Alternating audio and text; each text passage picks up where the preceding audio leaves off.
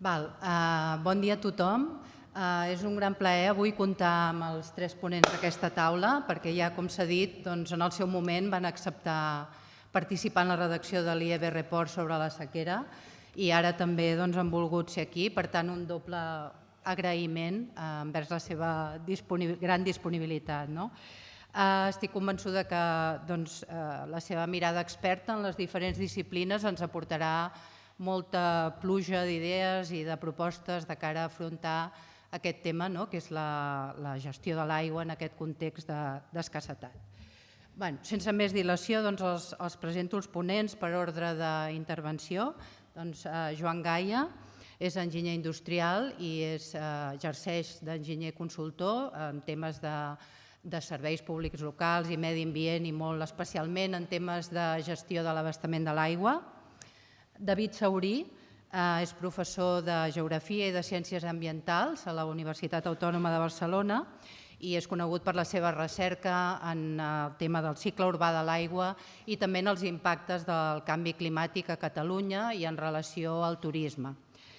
I finalment Fernando Arbués és professor titular del Departament d'Economia Aplicada de la Universitat de Saragossa i membre de l'Institut Universitari de Ciències Ambientals de l'Aragó, i la seva recerca se centra en l'anàlisi de la demanda urbana de l'aigua i del disseny òptim de les seves tarifes.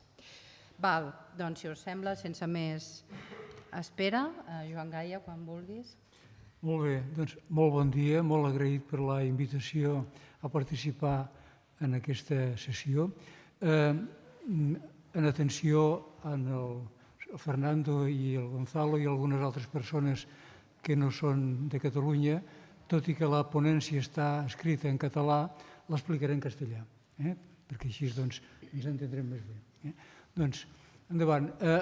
La meva ponència l'he titulada així, la disponibilitat d'aigua a Catalunya, la necessària transició hídrica. I és una mica el que intentaré, diguem-ne, aportar algunes dades, algunes idees per poder veure com, arrel, sobretot, d'aquest episodi de manca de recursos que tenim, de manca de recursos d'aigua, de pluja que hem tingut, estem obligats a reflexionar sobre la necessitat, diguem-ne, de repensar una mica els balanços d'aigua. La siguiente. Bien, pues... Claro, van pasando cosas. Yo tengo 15 minutos, Sí. Pues será muy rápido, si no, no me puedo extender muchísimo. Pues venga, la siguiente. Vamos a la disponibilidad. Bueno, en primer lugar, un recordatorio muy rápido pues, sobre cómo han evolucionado las temperaturas en los últimos años. Tenemos prácticamente pues, del orden más de 2 grados de temperatura media, lo cual pues, influye, por una parte, en la evaporación del agua, influye también en el régimen de lluvias. Podemos pasar a la siguiente. De todas maneras, en esta transparencia quiero recordar, y quizá si tengo tiempo o más tarde en el debate insistiré en ello, que el episodio de agotamiento de los pantanos, en especial del sistema Ter-Llobregat en las cuencas internas de Cataluña, no es nuevo. En 1990, quizá alguno que tenga canas suficientes como las mías lo recuerda, hubo un episodio parecido que acabó con 2 leyes en el Parlamento de Cataluña que luego explicaré si tenemos más tiempo. Sigamos. De manera que no es lo que sucede no es nuevo, pero quizá, digamos, en esta ocasión ha sucedido de una forma especialmente duradora, 3 años, e intensa. Quisiera, así, en esta transparencia, me quisiera entretener ni que sea 1 minuto o 2. Efectivamente, llueve menos, con las irregularidades interanuales que vemos en el gráfico de arriba a mi derecha, supongo que también se ve aquí, sí. Pero si contrastamos el gráfico de la pluviometría con el gráfico que tenemos abajo a la izquierda, que es un gráfico resultado de prácticamente 50 años de mediciones pacientes del doctor Joan Armengol, catedrático de Ecología, el gráfico de abajo a la izquierda muestra los caudales del río Ter a la entrada del pantano de Sau, es decir, antes del trasvase a Barcelona, desde el año 1960 o 61, no veo ahora aquí, a esta distancia no veo el año, pero prácticamente hasta que él se jubiló sobre 2010 o así.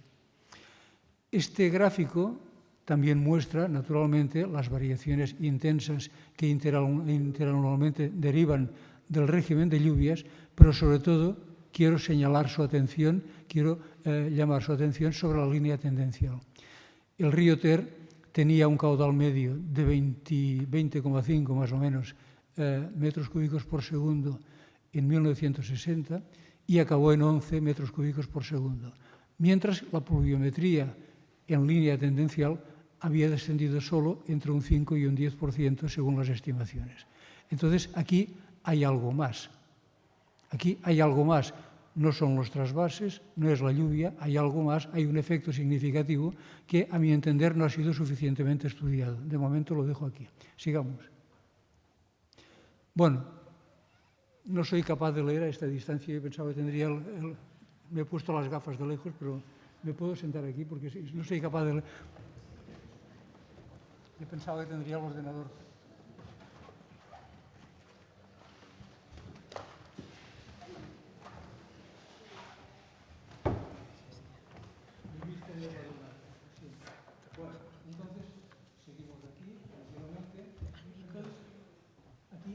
Lo que quiero es enumerar de alguna manera las limitaciones a la disponibilidad que hemos de considerar para establecer, digamos, planes de futuro, ¿no? Por una parte, tenemos compromisos con el medio ambiente, caudales ecológicos y respeto a las zonas húmedas.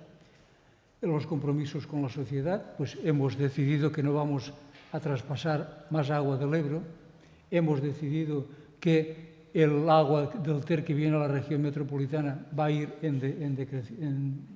decrecer, va a ser cada vez menor. Hay una serie de absurdos que se deberían corregir, la degradación de los acuíferos por contaminación, sobreexplotación e intrusión salina. Hay otros efectos señalados, digamos, sobre los cuales he insistido poco. Desde la crisis de 1990, a la que antes me he referido, hasta hoy hemos pasado de 6 a 8 millones de habitantes en Cataluña. Si consideramos la dotación en régimen de excepcionalidad de 200 litros o de emergencia, 200 litros por habitante y día, esto supone que necesitamos 144 hectómetros cúbicos más de agua para poder estar tan mal como estábamos hace 34 años. ¿Los tenemos? ¿No los tenemos? Luego lo veremos. Por otra parte, tenemos una masa forestal sobre la cual se ha estudiado mucho en un sentido, pero no en otro.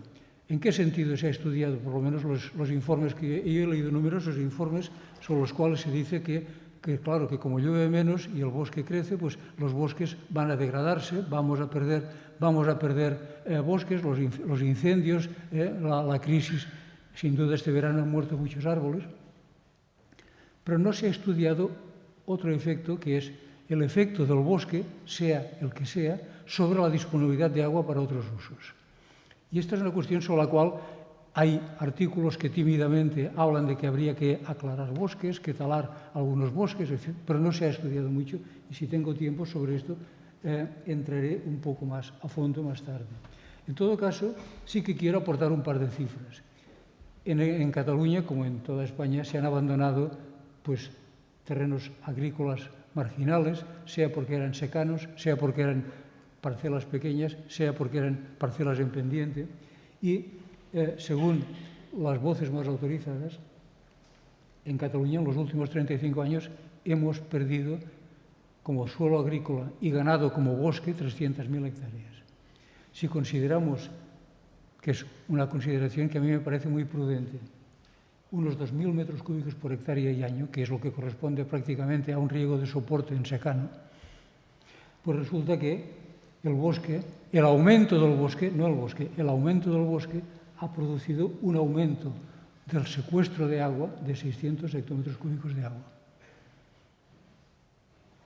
Es muy sencillo, 300.000 por 2.000, pues son 600 hectómetros cúbicos de agua, que equivale al consumo urbano de toda Cataluña. Es agua que ya no llega a los pantanos, ni a los ríos, ni a los acuíferos. Y el bosque es el que tiene la prioridad, porque el agua que llueve primero se la queda él y lo que nos deja ir es la que no se queda al bosque. Por otra parte, pues basta con, en fin, el señor Martí Parellada se refería a los que hemos venido de fuera. Yo vivo en Girona y no vengo de tan lejos, pero cruzo el Tordera con mucha frecuencia cuando vengo a Barcelona. Es una pradera, un cañaveral, por no decir un bosque, en el puente de Hostalric, en el puente del Tordera, en el puente del Ave. Se ve que el Tordera no se ve el río, pero se ve el bosque en que se ha convertido. Pues, y esto no es vegetación de secano, es vegetación de ribera que consume mucha más agua. Pues entonces hay estimaciones que cifran este abandono de los cauces de los ríos, porque no se limpian, hasta el día que venga, digamos, alguna desgracia que nos tapone puentes. Este abandono de los cauces de los ríos pues, se lleva entre 170 y 200 hectómetros cúbicos de agua anuales. Y luego tenemos la falta de cuidados, de aclaridas, de eliminación del bajo bosque, que en los bosques tradicionales que representan más de 1 millón de hectáreas de Cataluña, pues también supone, digamos, un secuestro adicional de agua por parte del bosque. Tenemos la obligación de reevaluar los balances de agua, porque esto sí que puede encajar con la drástica pérdida de caudales, no solo del Ter, que ilustró el doctor Armengol, sino las que se observan y se van documentando en el Muga, en el Fluvià, en el Segre, en el Llobregat, en otros ríos de Cataluña. Por otra parte, pues tenemos las prácticas abusivas de muchos regantes, que son pérdidas no contabilizadas, porque el consumo agrícola de Cataluña es, digamos, el mayoritario, pero es el menos contabilizado. Tenemos estimaciones por las dotaciones, por los derechos de agua, pero no porque se midan los consumos reales en la mayoría de nuestros regadíos.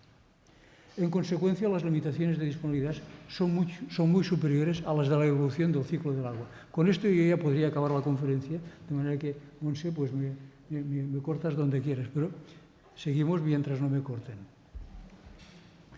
De la crisis de 1990 se derivaron dos lecciones. Por una parte, 5 minutos, gracias. Por una parte, el Parlamento de Cataluña aprobó la Ley 4 de 1990, por la cual se creaba Aigües Ter Llobregat, precisamente. Se creaba el ENS d'Abastament Ter Llobregat, en el que se suprimía el concepto de concesión, es decir, tú tienes derecho a sacar tanta agua para este uso durante tanto tiempo y de este sitio, por el concepto de dotación, que es con el que nos hemos familiarizado durante la sequía, que es decir, usted tiene derecho a esta agua y no me pregunte de dónde viene, si viene del Ter, si viene del Llobregat o del pozo de al lado. Dotación es un concepto que abstrae el derecho y permite, digamos, deslocalizar el origen del agua, con lo cual se mejora la garantía colectiva. Este es uno de los retos que tenemos de cara al futuro en Cataluña. Por otra parte, también se derivó en 1990 la Generalitat, hacía poco que había recibido las competencias hidráulicas del Estado, en 1986, competencias que, por lo visto, fueron mal negociadas económicamente, porque la Ley 5 de 1990 reconoce que hace falta dinero para financiar las infraestructuras. Y ahí empezó la historia del canon de infraestructuras hidráulicas, la guerra del agua, el canon del agua que ahora pagamos, etcétera, etcétera. No me alargo porque no tenemos tiempo. Pero sí que quiero señalar también que el plan de gestión de las concas fluviales de Cataluña del año estimaba, el primero, ahora estamos en el tercero y preparando el cuarto ciclo, estimaba para el año 2007 un déficit estructural de abastecimiento en las cuencas internas de 212 hectómetros cúbicos. Este era el riesgo potencial hace 17 años. Este déficit era la suma de 176 hectómetros cúbicos en el sistema Ter Llobregat, 26 en el Ampurdà, en la cuenca de la Muga, y 10 en el sistema sur. Por otra parte, los datos del ACA indican que sí, que la buena conducta ciudadana, medio por ser sensibles a las campañas de ahorro, medio por la presión fiscal del canon del agua, pues consiguió un ahorro respecto a los consumos anteriores de 120 hectómetros cúbicos. Ahí ya tenemos una primera explicación de cómo no hemos estado peor ahora que en 1990, por el ahorro que hemos hecho, que nos ha permitido dar agua, hidratar a 2 millones de habitantes más. Esto más las desaladoras, que nos dan 76 hectómetros cúbicos. O sea, estamos en torno a los 200, que, vista la evaluación que se hacía en el año 2007, es justamente lo que estamos cubriendo entre ahorro y desaladoras, el déficit que se estimaba entonces. Bueno, formo parte desde hace un año y medio, probablemente muchos de ustedes lo conocen, del Observatorio Intercolegial del Agua, que es un organismo técnico que aquí hay otras personas que veo que también forman parte de este observatorio técnico, que está integrado por el Colegio de Ingenieros Industriales, de Caminos, agrónomos. Por primera vez hablamos agrónomos, gente del campo, gente urbana, y economistas. Por primera vez también hablamos, digamos, de esta polifacetia del agua. Y entonces hemos hecho, digamos, un reconocimiento, una actualización de los balances que próximamente se harán públicos. No los voy a revelar ahora por discreción, pero que en definitiva lo que hacen es intentar proyectar las necesidades de Cataluña al año 2050 con una previsión de 10 millones de habitantes y una previsión de reducción pluviométrica de entre el 20 y el 40%. No me referiré a cifras ahora, pero sí que también se propone. En Cataluña tenemos, aparte de los problemas de agua que tenemos 4 ámbitos de gestión del agua, no 2. Por una parte, las cuencas internas, y por otra, en las que la Generalitat tiene competencias exclusivas, y por otra parte, la parte catalana del Ebro, que son competencias compartidas en el ámbito de la cuenca. Pero en cada uno de estos 2 ámbitos, además, la Ley 5 de 1990 dividió los ámbitos de gestión. ¿Por qué? Esta ley, que establecía mecanismos fiscales, dice la agricultura va aparte, es decir, el campo no paga el agua. Y esto, pues la realidad nos indica que no ha permitido mejorar tampoco las infraestructuras ni la eficiencia de los sistemas de regadío en Cataluña. Y por lo tanto, digamos, la gestión de los regadíos se encomienda al Departamento de Agricultura, mientras que la Junta de Aguas, la Junta de Saneamiento y posteriormente su unificación en la Agencia Catalana del Agua, pues han, digamos, llevado fundamentalmente la gestión del agua urbana, industrial y ambiental. Pero el campo ha ido aparte. Y en la parte catalana del Ebro, pues el campo está muy vinculado a la Confederación Hidrográfica, pero hay acuerdos entre el ACA y la Confederación Hidrográfica para desvincular hasta cierto punto, digamos, pues las inversiones y la fiscalidad de lo que son las aguas ambientales y las aguas urbanas. Habrá que insistir en la necesidad de que la interconexión mejora la garantía colectiva, no solo entre el Ebro y la región metropolitana. En estos momentos se está hablando de cómo llevar agua al Priorat, al Baix Camp, de cómo resolver la sequía permanente y recurrente del Alt Empordà. O sea, los problemas no son estrictamente Ebro-Barcelona. Este es un mapa, digamos, muy reduccionista de los problemas de agua que tenemos en Cataluña. Y acabo, y con esto ya, porque ya creo que ya me he pasado bastante, acabo recordando a una persona a la que siempre quiero recordar cuando hablo de esto, que es Victorià Muñoz Oms. Victorià Muñoz Oms fue el autor del Pla d'Obres Hidráulicas de Cataluña de 1935, en el que ya preveía que de los ríos catalanes no nos podíamos fiar de ninguno y que había que conectarlos todos. No solo para llevar agua a Barcelona, sino para asegurar que el campo regaba, que la industria funcionaba y que el crecimiento urbano y el equilibrio demográfico y territorial funcionaban. Me quedo aquí. Muchas gracias.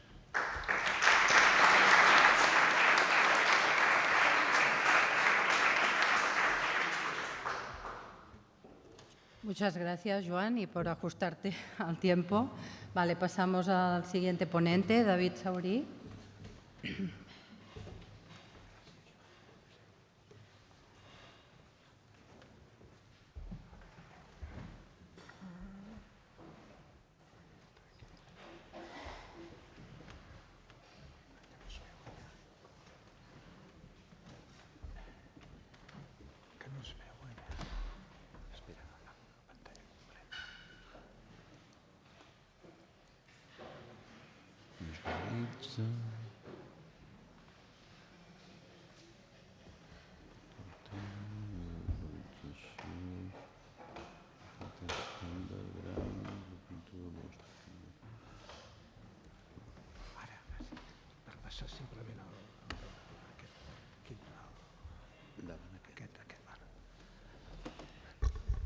Bé, bon día, buenos días.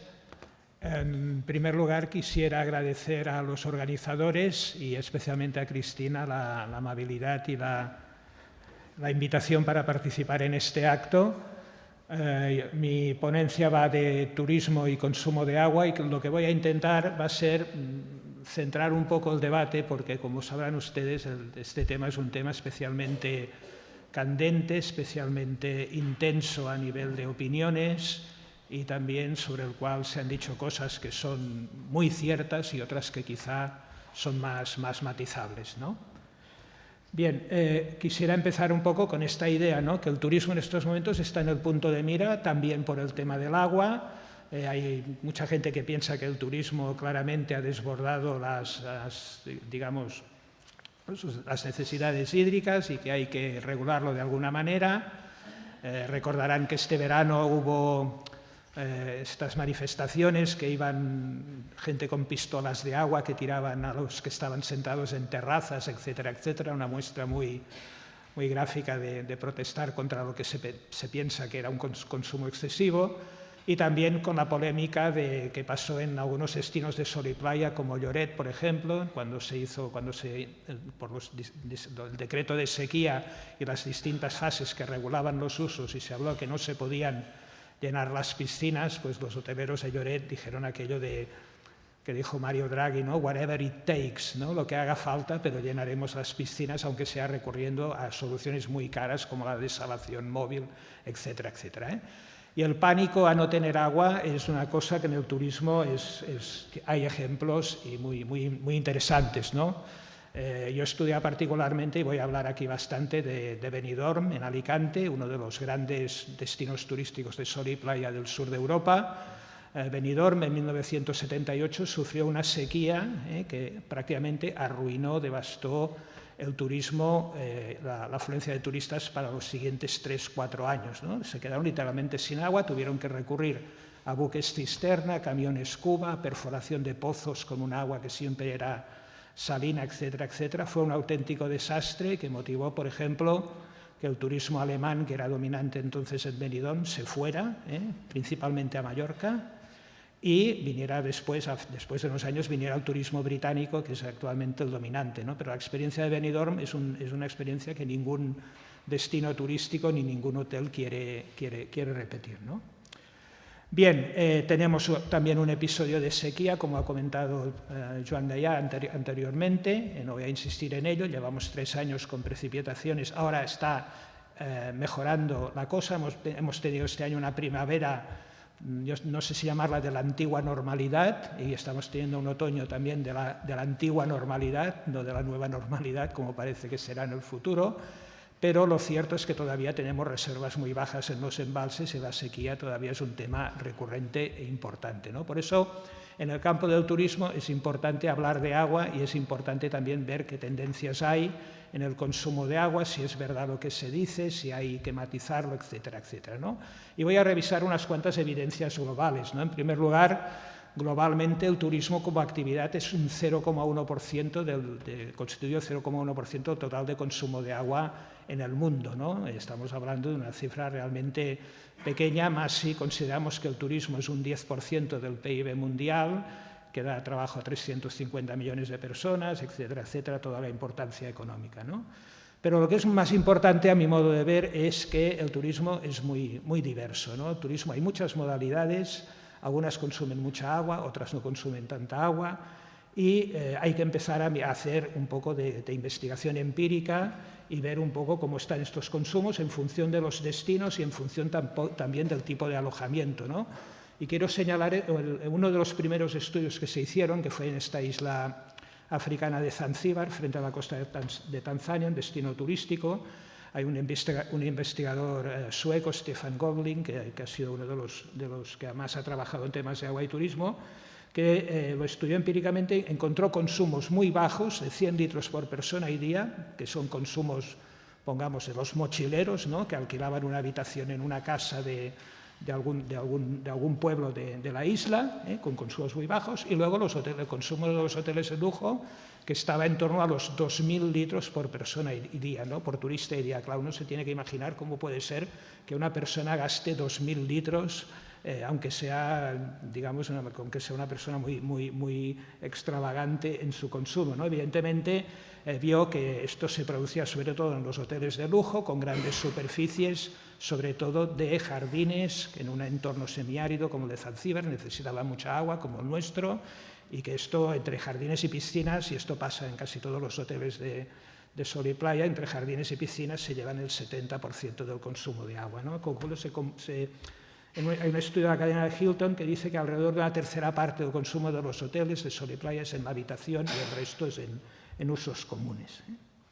Bien, a partir de aquí nosotros con el tema de Benidorm hicimos un estudio hacia el año 2006-2007 en el cual nos fijamos como objetivo ver cuánta agua se gastaba según la modalidad, ¿no? Según la modalidad, que podía ir desde la persona que está en un camping, que gasta 120 litros por persona por día, en un apartamento un poco más, en una casa que no tiene jardín y piscina un poco más, luego en los hoteles, a medida que va aumentando la categoría del hotel, evidentemente se gasta más agua, y luego la persona que gastaba más agua era el turista que alquilaba una casa con jardín y piscina, un poco al estilo de Zanzíbar, ¿no? Que estábamos en los 590 litros. O sea, había una diferencia desde el camping hasta la casa con jardín y piscina 4 veces superior al consumo de agua en esta última, ¿no?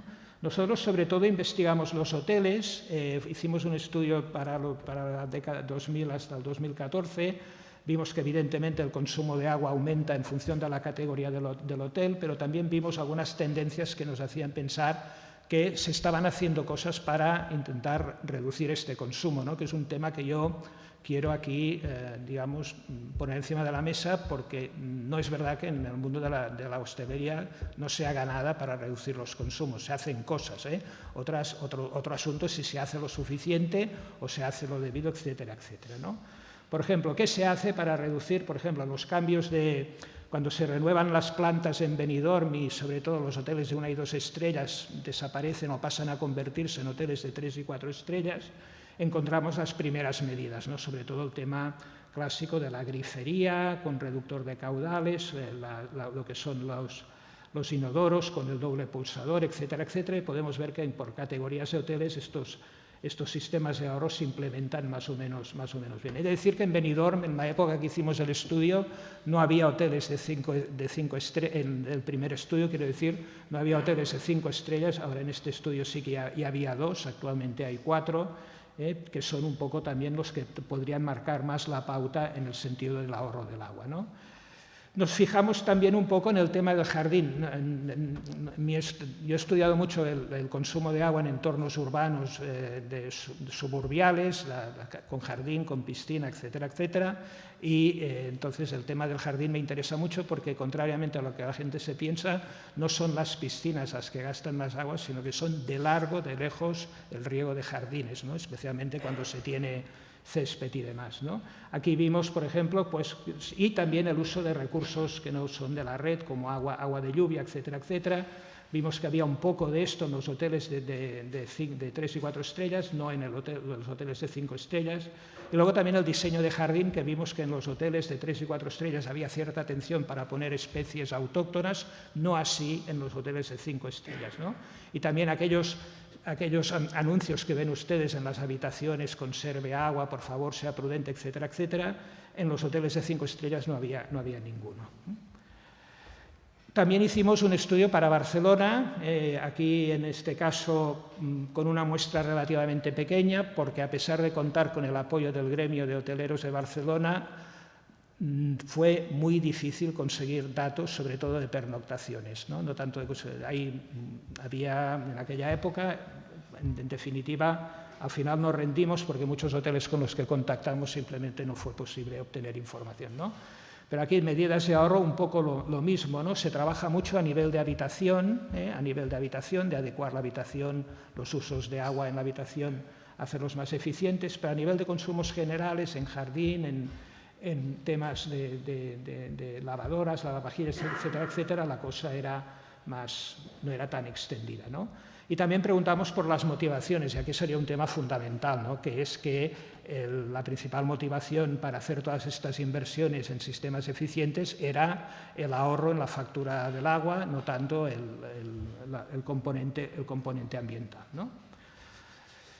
He hecho algunos, sobre todo a raíz de la polémica que ha habido este año, he hecho algunos números con información a partir del Ayuntamiento de Barcelona, de Aguas de Barcelona y también del gremio de hoteles para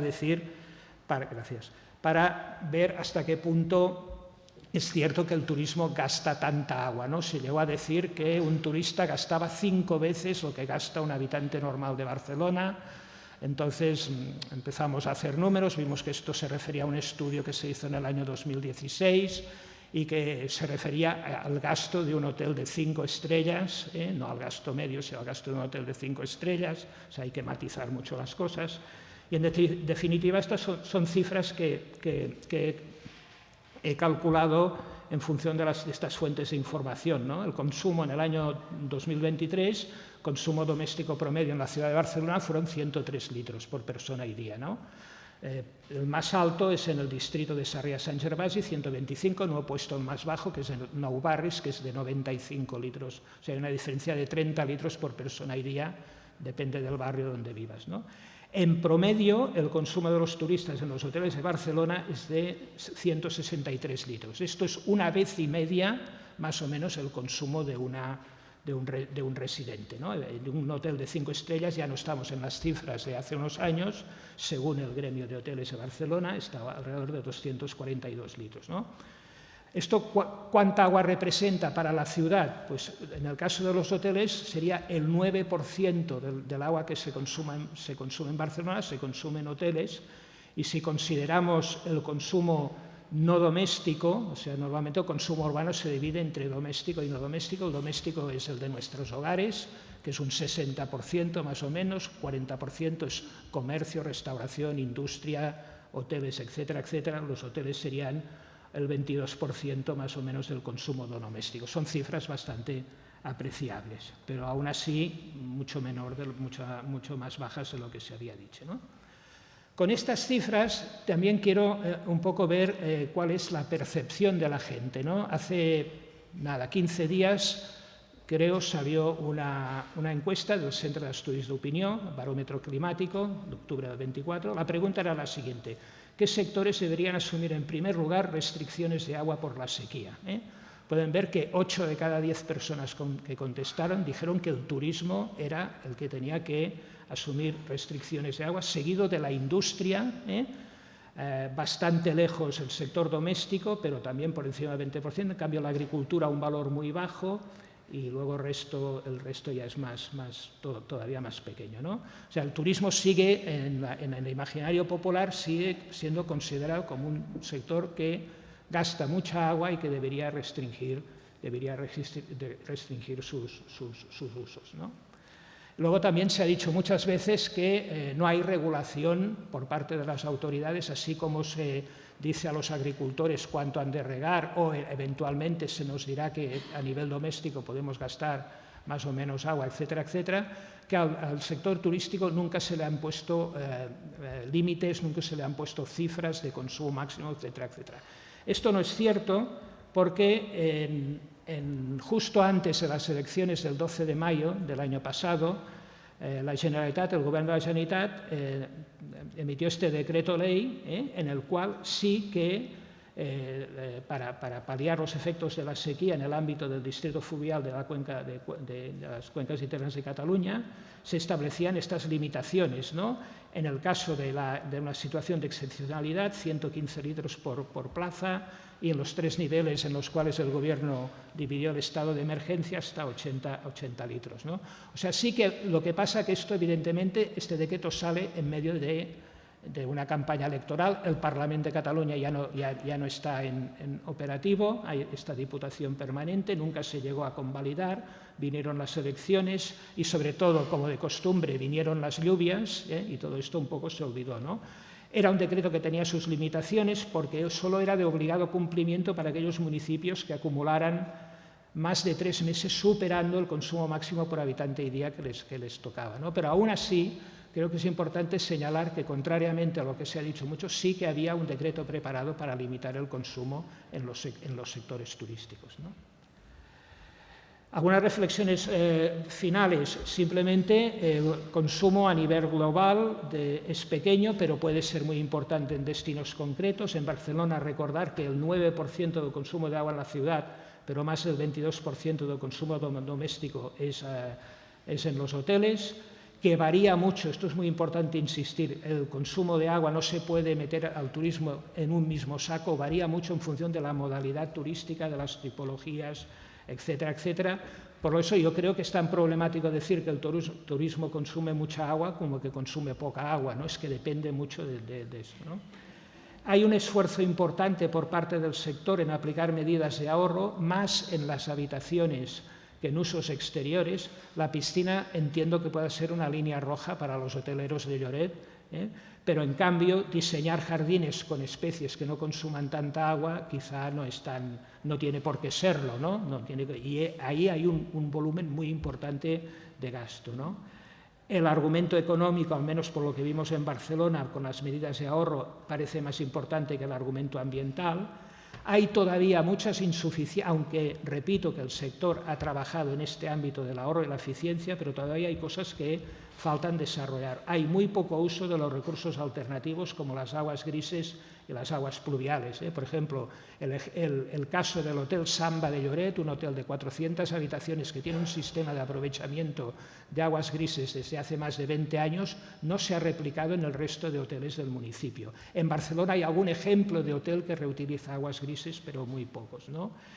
También el tema de que se necesita ser más asertivo con el cliente para decir que tiene que ahorrar agua, ¿no? Que tiene que esforzarse en ahorrar agua, dejando un poco insistir más en este tema, ¿no?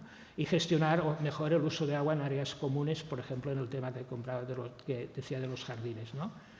Y también es importante señalar que hay agravios comparativos con otros sectores económicos en periodos de estrés hídrico, ¿no? Sobre todo con la agricultura, ¿no? Por ejemplo, en el caso del Alt Empordà, pues algún agricultor que se le habían dicho que solo podía utilizar el 40% del agua que utilizaba para regar, alzaba la vista y veía como el camping tenía la piscina llena, y esto crea agravios comparativos importantes, ¿no? Y luego, finalmente, a mi modo de ver, la crítica al uso del agua por el turismo para mí no se entiende si no es en el marco de la crítica al modelo turístico actual en general. No criticamos el consumo del agua en el turismo porque interese especialmente este tema, sino forma parte de toda la crítica, sobre todo al modelo turístico que tenemos en estos momentos. Muchas gracias.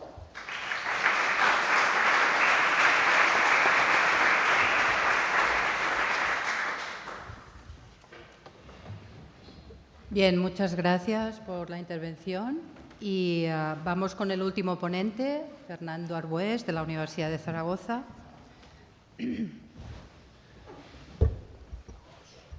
Vamos un poco a tiempo, pero justito.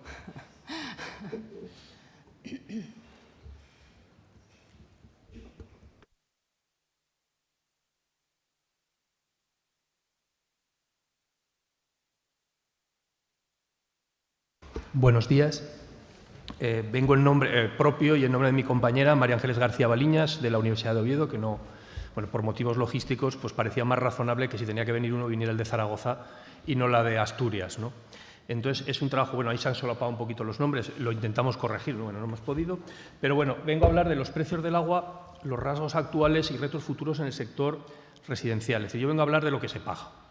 Entonces, la clave es que rápidamente, cuando se va a diseñar una tarifa del agua, hay que tener en cuenta muchos objetivos, que parece muy sencillo decir: tiene usted que garantizar eficiencia económica, medioambiental, recuperar costes, porque la normativa europea lo obliga, hay que tener equidad, hay que respetar los hogares, luego lo veremos, y ser transparentes, que la gente se entere de lo que está pagando. El problema es combinarlo todo, porque a veces, si quieres garantizar la equidad, te cargas la recuperación de costes. Si quieres recuperar costes, te cargas la eficiencia. Y entonces es un proceso, es muy fácil criticar, pero luego es difícil ponerse en el pellejo del que tiene que hacerlo, ¿no? Lo que sí que nos encontramos es que las tarifas del agua urbana en España responden a este árbol más o menos, ¿no? Distinguen, es decir, si uno coge una ordenanza municipal, entra en un mundo depende del municipio también, pero bueno, entra en un mundo complejo, ¿no? Porque se encuentra residencial, no residencial. Dentro del residencial, general y especial. Dentro del especial, hogares grandes, tarifa social, hogar ahorrador, que se están poniendo cada vez más de moda, totalizadores, que es una cosa que está desapareciendo, pero que en algunas ciudades sigue existiendo, que son contadores comunitarios, todo el edificio se grava con un consumo conjunto y luego ellos establecen el sistema de reparto, que además afecta mucho a urbanizaciones, segundas residencias, que también es una parte ¿no? un poco en línea con lo que ha comentado David, el tema del otro tipo de turismo que también hay que tener en cuenta, ¿no? Es decir, que es el tema de las viviendas secundarias. Y luego pasamos a los no residenciales, donde ahí tenemos comercios, servicios, suelen distinguir con industria, agricultura y ganadería, porque hay localidades que lo tienen que tener en cuenta. Y luego aparecen un aglomerado de otros usos que es muy peculiar, ¿no? Porque aparecen usos municipales, los ayuntamientos a veces se autobonifican el precio del agua, bocas de incendio, bueno, tiene una utilidad, organismos públicos, la Generalitat, en Aragón, la Diputación General de Aragón, pagan menos, ONGs, riego de parques y jardines, a veces también pagan menos. Y un etcétera, porque podemos encontrar, decir, por ejemplo, en Córdoba pues hay una tarifa especial para las viviendas cuyos patios participan en el concurso de patios, etcétera. Es decir, hay momentos en que leyendo la ordenanza municipal no acabas nunca, ¿no? Van saliendo casuísticas, ¿no? Yo me voy a centrar en la parte de arriba, en los usos residenciales, ¿no? No por ganas de no hablar de los no residenciales, que son tela, ¿no? Pero en el caso del residencial tenemos que la mayoría de las ciudades grandes y casi todas las pequeñas son dicotómicas o binomiales, es decir, tienen dos partes, una cuota fija y una cuota variable. Luego le añaden cargas, ¿no? Mantenimiento y alquiler de contadores, la desalación, el canon local de la Diputación Provincial, el canon de la Diputación o del Gobierno regional, el canon de no sé quién, de la mancomunidad, el IVA. Al final es difícil saber lo que estás pagando por el agua. En el estudio nosotros nos hemos centrado, hemos quitado todo esto, porque si no, no podemos hacer un estudio homogéneo, ¿no? Porque claro, cada localidad es un mundo, cada provincia, cada ciudad, cada comarca es complejo, ¿no? Entonces nos hemos centrado allí. Lo que hemos visto es lo siguiente, la parte con respecto a la cuota fija, lo que está claro es que se trata de pagar los costes de estar conectado y poder disfrutar de agua, digamos, abrir el grifo y que salga agua, ¿no? Hay que tener en cuenta una cosa, no pretende cubrir todos los costes del servicio, porque cuando uno se da de alta ya paga una cuota de enganche, con la cual estás pagando una parte importante de los costes de conexión. Es decir, que podemos ver cifras pequeñas, pero tampoco se trata de pagarlo todo. Parte ya lo estamos pagando por adelantado. Y luego a veces se introducen recargos, ¿no? Para, bueno, pues cuando hay que hacer inversiones o ampliaciones y no hay recursos, pues evidentemente es el sitio donde hay que grabarlo, ¿no? Es decir, hay que grabar la cuota fija. Entonces lo que vemos son tres cosas, ¿no? En algunas ciudades aparece una cosa que es peculiar, que es el mínimo de consumo. Es decir, tú pagas un fijo y te permite consumir, y veremos que es Las Palmas de Gran Canaria, de las grandes, es la única que la tiene, 10 metros cúbicos de agua al mes. Los gastes o no, el incentivo es a gastarlos. Ya los he pagado y a partir de ahí pues ya veremos qué pasa, ¿no? Es decir, tampoco está claro que con eso se cubran los costes del servicio, pero bueno, y desincentivas el ahorro. Luego algunas, y sobre todo las pequeñas, fijan una cuota única.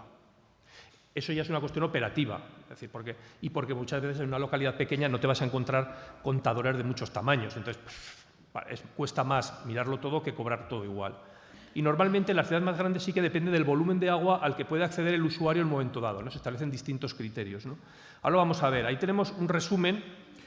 Hay alguna diferencia con lo que hay publicado en el report, porque este año ha sido un año convulso y esto lo cerramos en febrero, bueno, cuando lo cerramos era como estaba, pero en abril, mayo han empezado a cambiar tarifas de una manera espectacular, muchos sitios, ¿no? Sobre todo un poco al hilo de la sequía han empezado a decidir que, bueno, pues cambiamos sobre la marcha y aplican subidas de precios, ¿no? Pero lo que vemos es que hay criterios específicos. Coruña y Elche es caudal nominal, es decir, simplemente dicen, pues usted tiene derecho a tantos metros cúbicos, que viene a ser lo mismo que el DC, que es el diámetro del contador. Es decir, 13-15 milímetros es el más habitual, es el tubo por el que te entra el agua. Tanto, más tubo, más agua, menos tubo, menos agua. Y van pagando, ¿no? Madrid distingue invierno y verano, es la única gran ciudad que tiene esa peculiaridad, tiene dos tarifas por distintos periodos del año y bueno, pues básicamente no hay grandes diferencias. Y luego tenemos ahí, si hay una barra es que graban distinto el 13 y el 15. Normalmente están en 15 los contadores, pero bueno, todavía quedan de 13 por ahí. Como vemos, luego hay cuota única, son Palma, Terrassa, Valladolid y Vigo, cobran una cuota fija, única, no se fija en el caudal del contador, y Las Palmas de Gran Canaria pues cobra 5,20 y te permite consumir 10 metros cúbicos, lo cual sale un chollo, es decir, en Las Palmas de Gran Canaria. Es decir, que es lo que más llama la atención. Que, por cierto, es decir, el mínimo de consumo es típico de muchos municipios canarios. Una cosa donde más agua falta, parece que estamos cobrándola más baja, ¿no? Luego también en algunos del Pirineo más pequeñitos y tal, pero bueno, eso no es. Bueno, ahí tenemos, además, mínimos de consumo también aplican, lo he puesto ahí, León y Oviedo, ¿no? Uno puede decir en el norte, pero cuidado porque en el norte también tienen sequía. Es decir, que a veces, porque mi compañera Marian, que es de Gijón, siempre dice, es que nos dicen a los de Gijón que, bueno, esto es lo de la sequía y tal, pero cuidado, porque es decir, están, por ejemplo, los responsables del servicio de suministro están muy preocupados por cómo diseñar un plan de emergencia, porque ya han tenido problemas de tener que plantearse el tener que hacer cortes de suministro. Es decir, en ciudades como Gijón, es decir, que parece como algo, ¿no?, que está todo el día lloviendo, que ahí no tienen problemas, que das una patada al suelo y sale un chorro de agua, y no es cierto, ¿no? Entonces, eso es un poco lo que pasa en las tarifas residenciales. Como vemos, casi todas están por debajo de los 10 euros. Bueno, al mes hemos mensualizado porque luego veremos otra cuestión. Respecto a la cuota variable, hay dos fórmulas. Una es, quieren reflejar las clases del recurso, y hay dos modelos. Una tarifa creciente de precio uniforme, que entre las grandes solo la aplica a Valencia, y tarifas crecientes por bloques. Y hay que tener en cuenta tres cosas: número de bloques, el volumen que le atribuimos a cada bloque y el precio. Y aquí el problema es que muchas veces nos fijamos más en el precio que en el tamaño del bloque. Y eso puede dar lugar a situaciones como vamos a ver a continuación. Ahí vemos cómo son las tarifas residenciales. La periodicidad es importante porque hay sitios trimestral, mensual, bimestral. Bueno, más o menos hay un periodo más o menos razonable, 3 meses. En algunas ciudades como Logroño, que no está aquí, pero son 6 meses, ya nos vamos un poquito largos. Hay sitios que cobran al año, eso se da mucho más en otros sitios, pero vemos que la tarifa es, salvo Las Palmas, que tiene la tarifa de bloques más el mínimo, y Valencia, que cobra un precio único, todo el agua la grava desde al mismo precio, pues son bloques, ¿no? Los bloques oscilan entre 3 y 5. Y lo que parece interesante es la diferencia de precios entre los bloques, ¿no? Precio del primer bloque y precio del último bloque. Porque claro, lo que se trata es garantizar un consumo básico en el primero a un precio razonable, ir incrementando y castigar al mal usuario, ¿no? Pero aquí resulta una paradoja. Vamos a ver qué progresividad tienen estas tarifas. Si hacemos la ratio más sencilla, que es precio del último respecto al precio del primero, cogemos Alicante y decimos, ¡qué barbaridad! Alicante penaliza 319, es el ratio, es espectacular. Todos por encima de 3, bueno, los más bajos son Córdoba y tal, pero encontramos 11 en Terrassa, 17 en Vigo, Zaragoza casi 6, pero si aplicamos un índice de progresividad donde ponderamos las cuotas que se pagan en función del porcentaje de habitantes que pagan dentro de ese bloque, y este estudio lo hicimos con una muestra de 150.000 lecturas reales del Ayuntamiento de Zaragoza, de un periodo ni frío ni caliente, de marzo a abril. Nos dieron el número de personas que vivían en las casas y las lecturas, totalmente anónimo, 150.000, y los soltamos. Evidentemente el resultado cambia si la muestra cambia. No es lo mismo el patrón de consumo en Zaragoza que en Elche, que en Murcia, que en Palma, pero nos da una idea. Y vemos que el ratio sale por debajo de 1 en todas, que no hay progresividad apenas.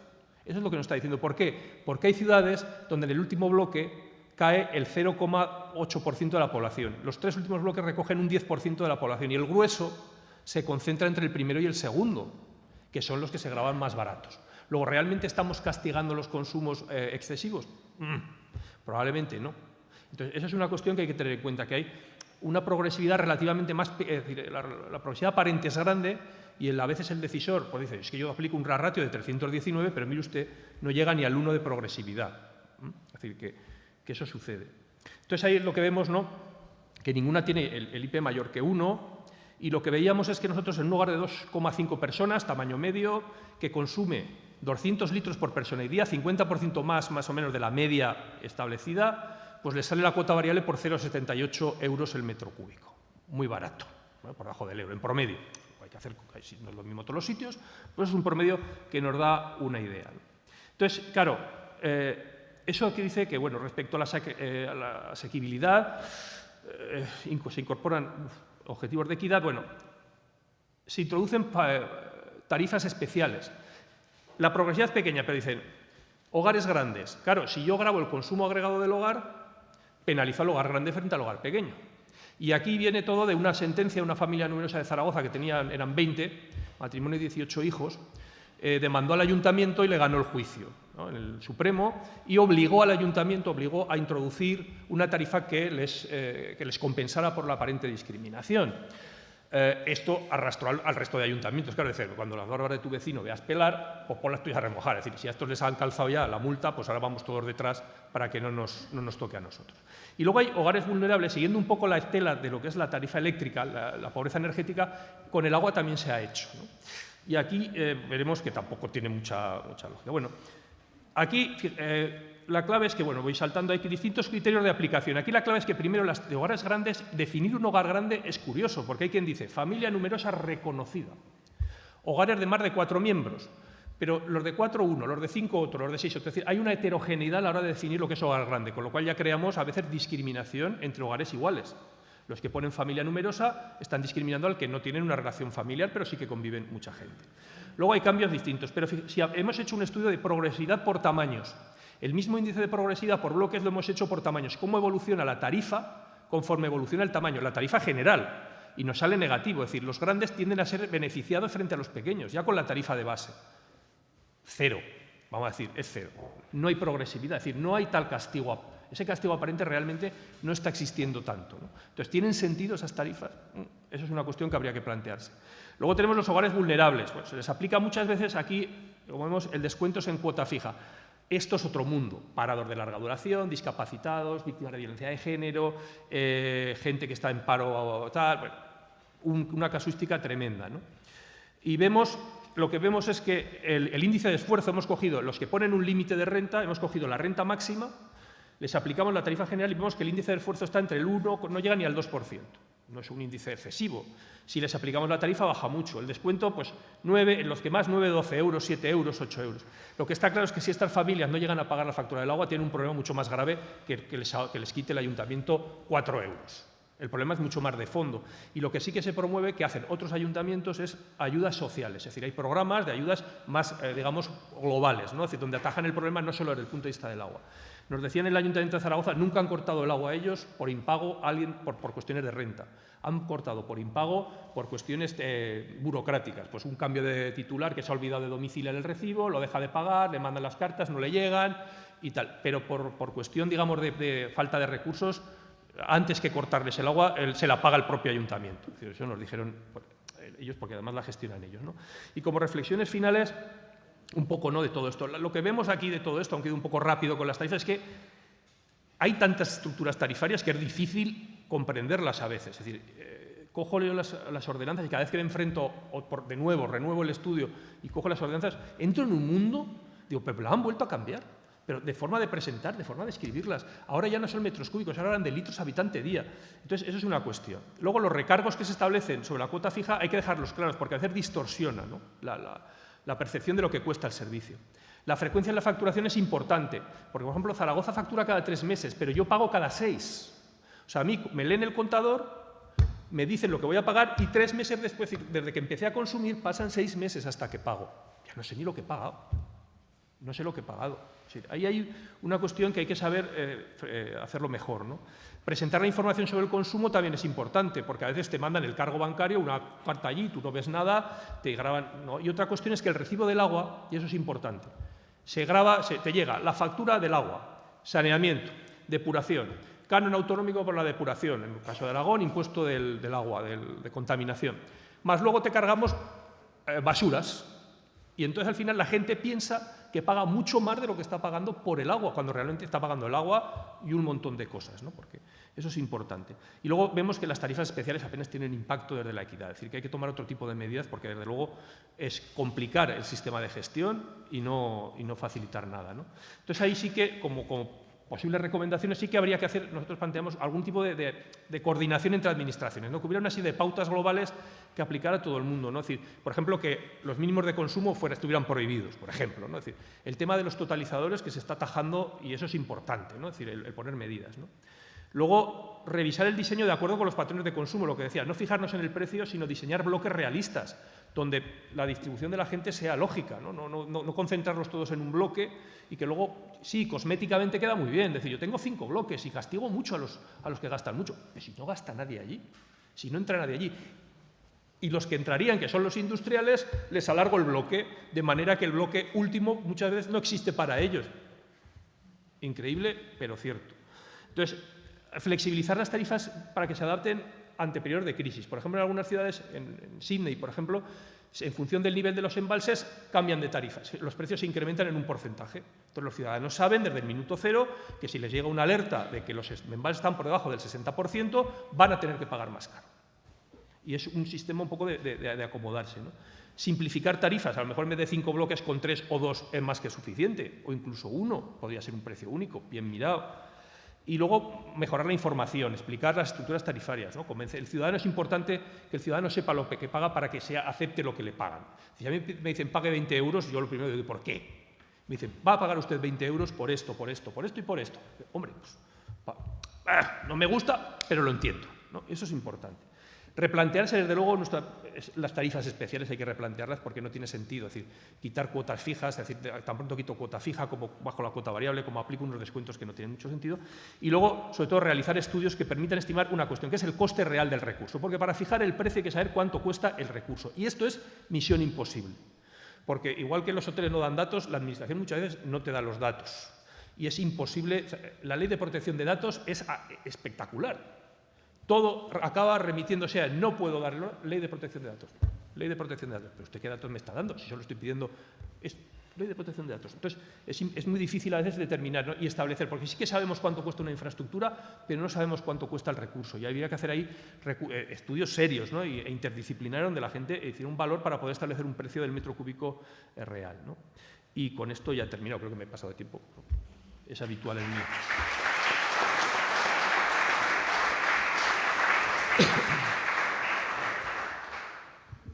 Vale, pues muchas gracias por estas interesantes intervenciones y aprovechamos enseguida ya para abrir el coloquio. Si quieren, lanzo una pregunta para mientras tengo muchas ganas de preguntar, ¿no? En cada uno de los ámbitos de los que habéis hablado, ¿cuál sería para vosotros la prioridad, ¿no? La prioridad de abordar la medida que tocaría en disponibilidad, en precios, frente al sector turismo, un poco cuál sería la urgencia y las medidas prioritarias. ¿Quién quiere? Joan, por ejemplo.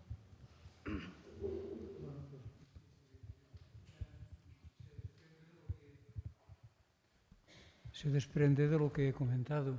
Creo que es importante reevaluar no solo las necesidades de agua, que esto lo hacen los planes hidrológicos, sino también reevaluar dónde va a parar el agua que no tenemos como usuarios finales, es decir, reevaluar el consumo de agua o la absorción de agua por parte de los bosques, reevaluar las necesidades reales de agua de nuestra agricultura, que en algunos casos son superiores a su consumo en las comarcas más secas, pero en otras son muy superiores a su consumo, reevaluar las técnicas para poder redistribuir el recurso de agua. O sea, yo estoy convencido de que en Cataluña no hay un problema de disponibilidad de agua, hay un problema de distribución de agua. Y después, y lo enlazo un poquito con lo que ha dicho Fernando, yo creo que la señal económica que ha permitido incentivar el ahorro de agua en muchas de nuestras ciudades, en otros ámbitos no existe. Y por lo tanto, digamos, aquí hay que introducir señales económicas que favorezcan el uso eficiente del agua.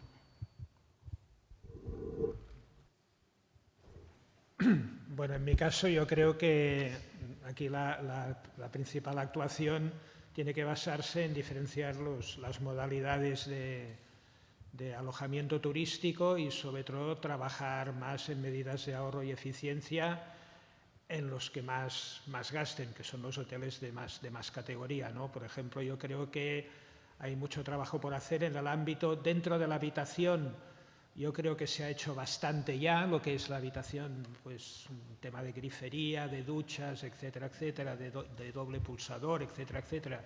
Todo esto está cada vez más extendido, pero en los usos comunes, los usos exteriores, sobre todo los grandes hoteles, tienen mucho por hacer. Insisto, quizá pensarán que estoy un poco obsesionado con el tema, pero en el tema de todo lo que son los usos exteriores en jardinería, sobre todo, creo que hay mucho trabajo por hacer, no se pueden mantener superficies de césped con lo que consumen de agua, por mucho que se puedan pagar, porque hay sitios, por ejemplo en California, que ya no han podido más subir el precio del agua y lo que han dicho pura y llanamente es que usted solo puede tener tantos metros cuadrados de césped en su jardín, ¿no? Punto pelota, ¿no? Ya está, es casi soviético, ¿no? Por así decirlo, ¿no?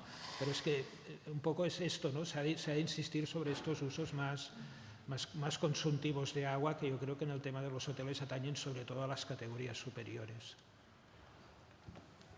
Fernando, en cuanto a tarifas, ¿estamos haciendo lo de los países europeos? Bueno, el modelo español responde muy bien al modelo del sur de Europa, porque Europa, si miras las tarifas en Europa, hay como una mitad, ¿no? Es decir, del norte para arriba es precio único y además graban anualmente, todo lo que es Reino Unido, Irlanda, Bruselas, es decir, París, es decir, Copenhague, todas estas graban con sus impuestos, sus recargos, sus muchas cosas, pero tienen un precio único, ¿no? En nuestro modelo es muy similar al que se aplica en Italia, en Grecia, bueno, pues es la tarifa por bloques, ¿no?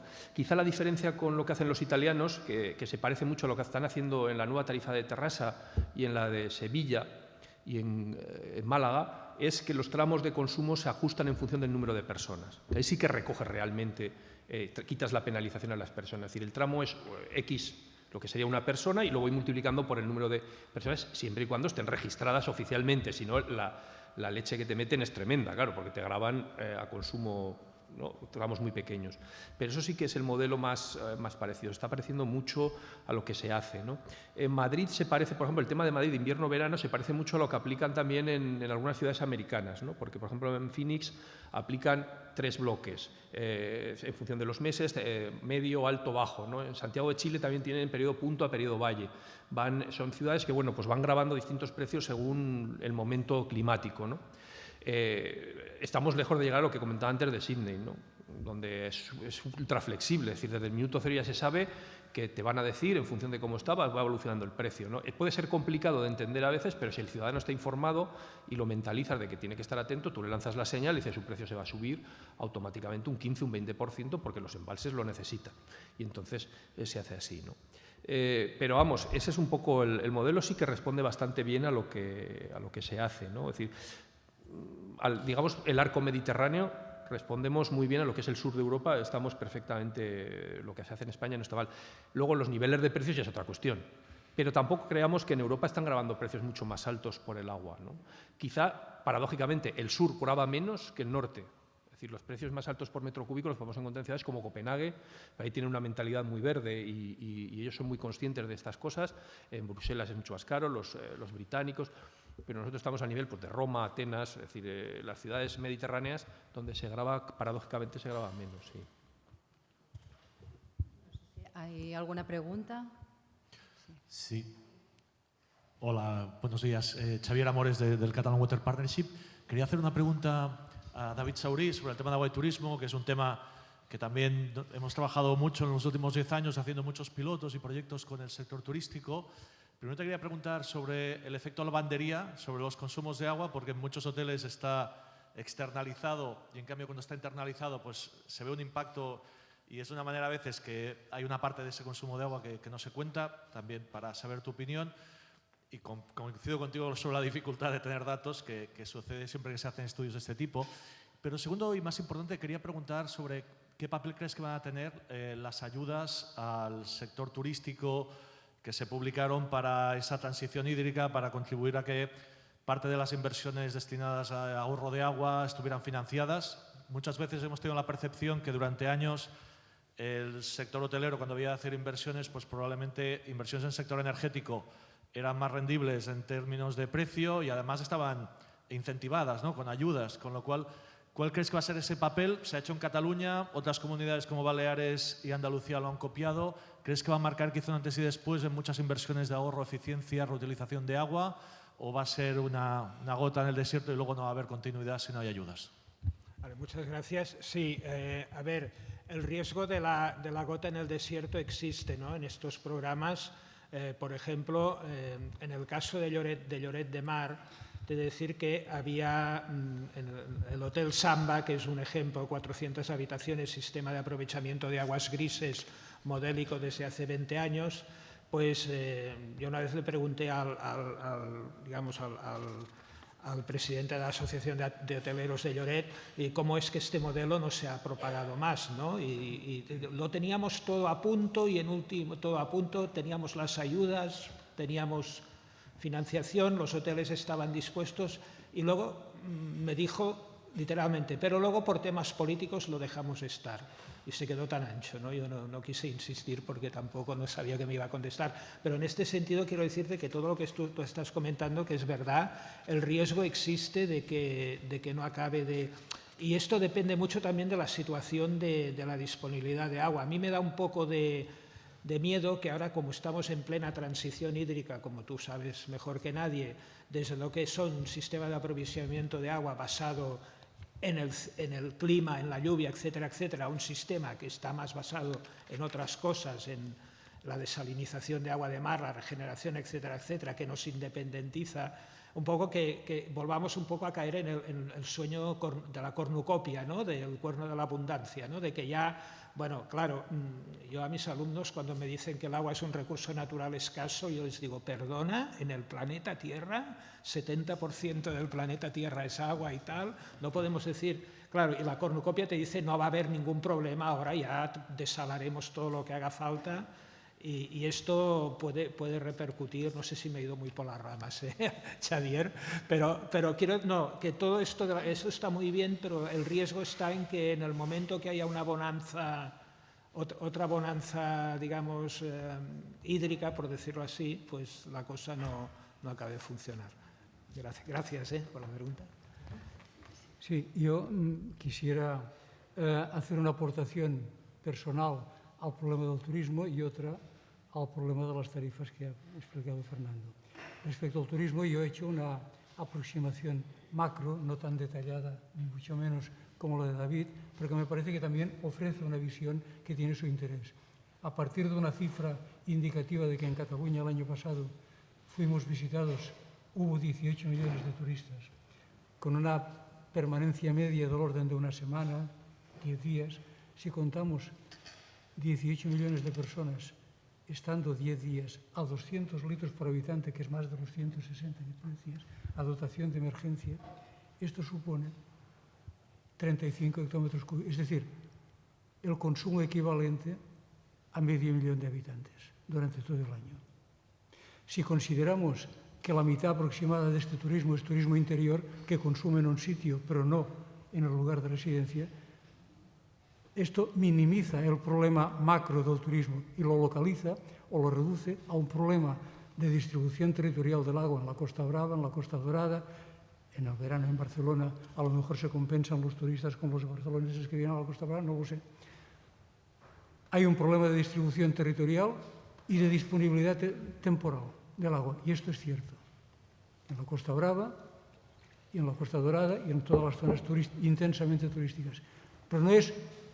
Al final, 35 hectómetros cúbicos es el 5% del consumo urbano y si consideramos que la mitad es consumo desplazado, estamos en el 2,5.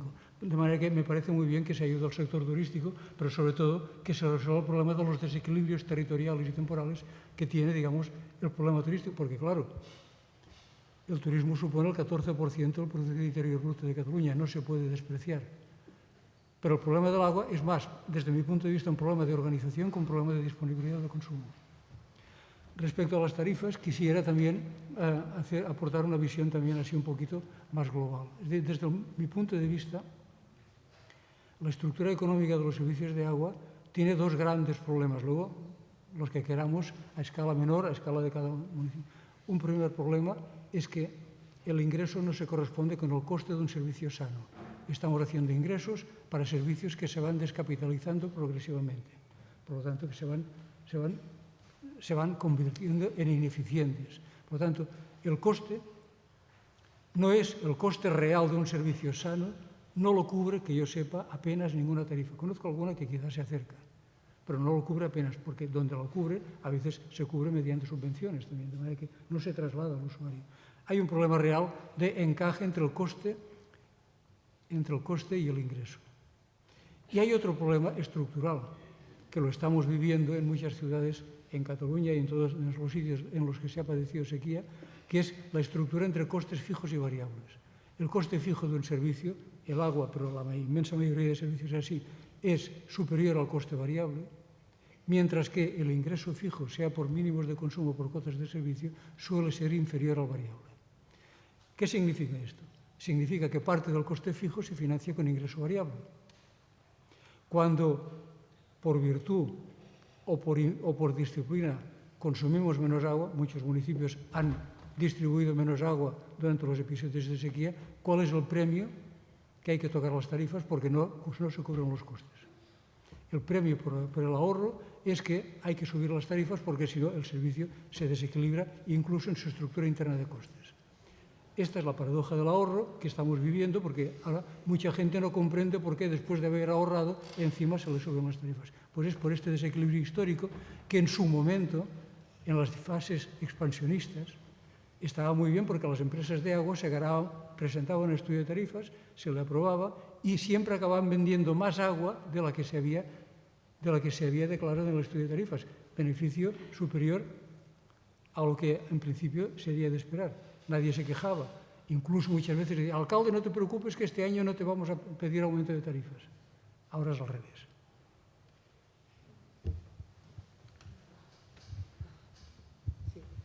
Hola, buenos días. Mi nombre es Ramón Vázquez, soy gerente de Terrassa Cicla del Aigua y obviamente como han salido algunos numeritos que tienen que ver con Terrassa, pues no me perdonaría el alcalde de Terrassa que yo aquí no corrigiese algún dato, ¿no? Iré a eso en este momento, no. Y sobre todo felicitarte, Fernando, por la exposición que has hecho. Me gustaría previamente felicitar a Joan Gaya por la clarividencia con la cual ha expuesto el problema de la disponibilidad del agua, ¿no? Había una cosa sobre el tema del observatorio intercolegial, en el cual una de las notas que se mencionaban, que no disienten un poco al hablar de disminuciones del agua en un 20 a un 40%, me parece que era la hipótesis que estaba citada. Realmente las evoluciones, las tendencias climáticas lo que están diciendo es que la precipitación se va a mantener en promedio para nuestra latitud y longitud y por contra lo que va a cambiar van a ser los periodos de sequera y las puntas. ¿Y esto a qué nos lleva hidrológicamente? Nos lleva a tener que analizar el tema de la regulación volumétrica multianual. Este es el punto a analizar. Y eso está ligado con una serie de análisis que estamos todavía un poco en pañales, que es cómo se semejan las distribuciones, los eventos extremos, los fenómenos extremos, grandes lluvias, grandes sequías, con lo que se denomina estadísticamente las distribuciones de cola ancha, fat tail distributions. Bueno, hay todo un campo ahí a desarrollar que con toda seguridad va a tener que acompañar a los nuevos desarrollos en materia de distribución del agua, regulación y mejor reparto territorial de ese recurso, ¿no? Yendo a la tarifa. Me gustaría explicar que en Terrassa el análisis que se ha hecho tarifario ha intentado cubrir varios de los aspectos, Fernando, que tú ponías como contrapuestos y que al final no tienen solución casi, es la cuadratura del círculo, ¿no? Me gustaría reseñar que los 27 céntimos que hemos puesto para el primer tramo, esos 27 céntimos responden a un criterio de qué es ese primer tramo. Agradezco la aclaración que has hecho, que me ahorra hacerla a mí, de que allí se cobra por litro habitante día, es decir, siempre se divide lo que es el consumo en un contador por el número de personas empadronadas. Cruzamos el padrón con nuestra base de clientes y a partir de ahí deducimos qué tiene que pagar cada uno, cómo, variando el tramo. El tramo es multiplicando el consumo del primer tramo, 60 litros habitante día, por el número de habitantes en la casa, ¿sí? Si hay un cliente, serían 5,4 metros cúbicos trimestre. Si hay 3, si hay 3, pues sería 3 veces eso, ¿sí? Ese tramo va variando. Bueno, respecto a ese primer tramo, hay que decir que esos 27 céntimos es porque recordar que incluso en el reglamento del agua, recientemente aprobado de agua potable, se estaba hablando, y nosotros en el momento de la elaboración tarifaria tuvimos que capturar ese, permitidme que diga, peligro, de los 100 litros habitante día como consumo básico a satisfacer, como garantía, como derecho del agua. Entonces pensamos que, sinceramente, que 100 litros habitante día nos parecía exagerado y lo que hicimos es definir el requerimiento básico de agua, RBA. Ese requerimiento básico de agua son, precisamente, 60 litros habitante día. Con eso a través de un estudio específico realizado en Tarrasa, llegamos a la conclusión de que ese consumo, que no dotación, ese consumo registrado por un habitante en una ciudad, en el clima en el que estamos y con el tipo de confort que mínimo y requerimientos metabólicos, higiénicos y de confort básicos, significan 60 litros habitante día. 100 litros habitante día es el siguiente tramo, es el que marca el segundo tramo, que ese es justo la media del consumo en Tarrasa, 100 litros habitante día. Y por encima de 100 es el tercer tramo.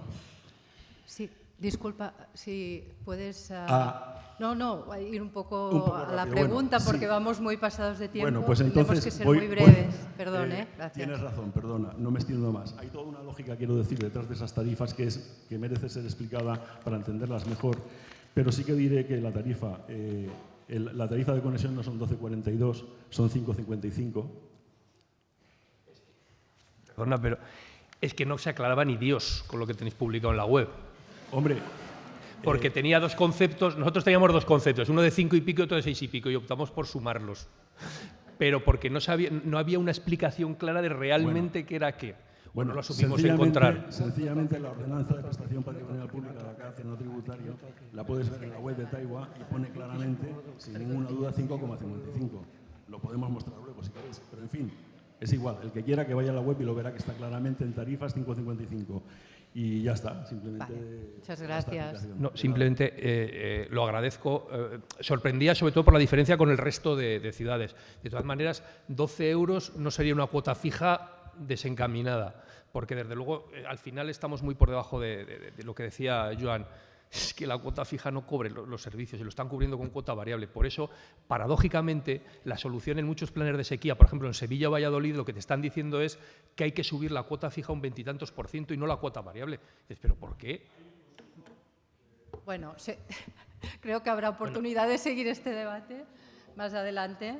Perdone pero si no, no tendrán tiempo. Muchas gracias. Vale.